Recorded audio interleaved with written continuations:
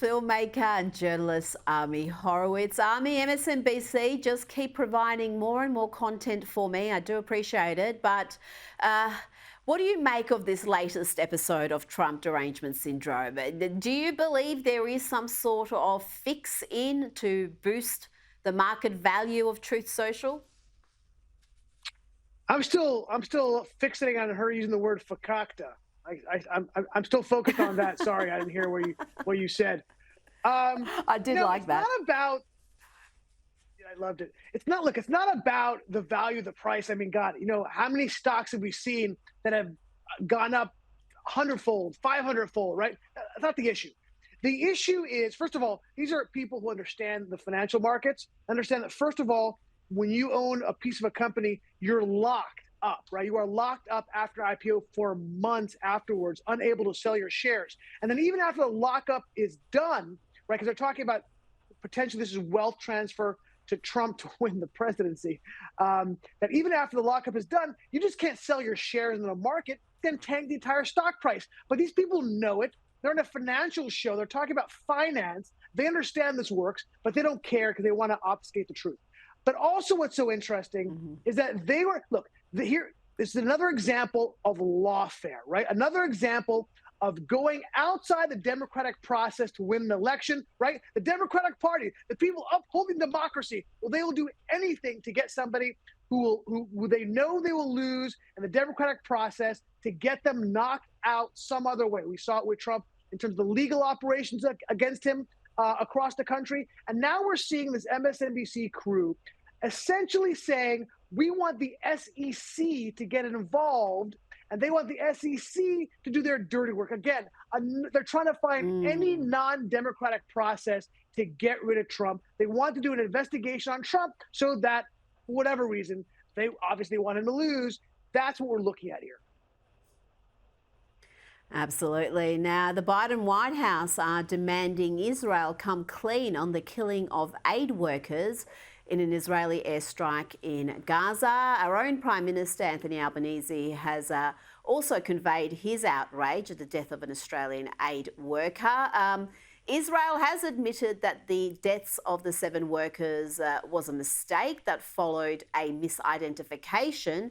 Ami, how is this story being treated in the US, and what do you make of the claims from pro-Palestinian activists that this was nothing out of the ordinary and Israel is reckless in selecting its targets?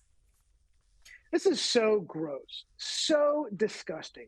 First of all, this aid organization, which is led by Jose Andres, a famous celebrity chef, has been working hand in glove with Israel. So in fact, it's another example of Israel trying to get aid into Gaza, working with this organization in order to do that. They work very closely with them. The Israelis are heartbroken over what happened, but this was clearly a mistake. Israel said it seems like a mistake. Israel's investigating it. Hamas doesn't investigate an attack on civilians because that's their entire basis of operation. That's their modus operandi. But when Israel does it, they call for investigations. Look, understand something. 1/5 of all Israeli soldiers have been killed by friendly fire. One of the most famous incidents, Israel even killed their own hostages because when you're in war, this is what happens. This is not a war that Israel started. This is a war that was put upon Israel by Hamas. They're reacting to Hamas barbarity and atrocities. And guess what happens when that occurs? There is examples of civilians being killed by accident. This is a perfect example of that. But Joe Biden knows that. He is deliberately trying to misinterpret the truth because he's using it as a cudgel against Israel in order to push his gross, disgusting ceasefire that calls on Israel to stop prosecuting his war against Hamas without the hostages being released in total.